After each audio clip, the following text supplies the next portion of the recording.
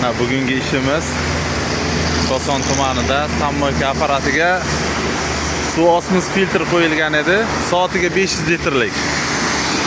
Shuni klientimizga yetmaganligi sababli suv soatiga 1 tonnalik qilib berdik. Mana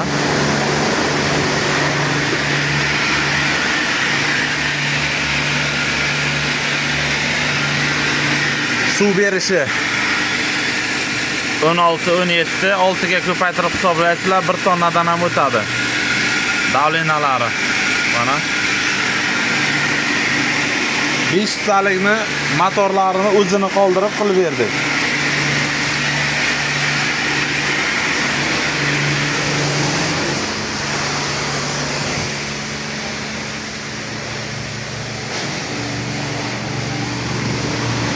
Suv juda zo'r beryapti. Mana runxo membrana qo'yganmiz, runxo. Skvajinni yerdan oladi bu kishi. Shuni hisobiga runxo qo'yib berganmiz. Sho'r suvga zo'r effekt beradi.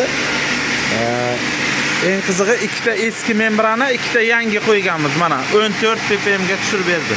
14. Ikkita yangi, ikkita eski sho'r suvga ishlaydi. Mana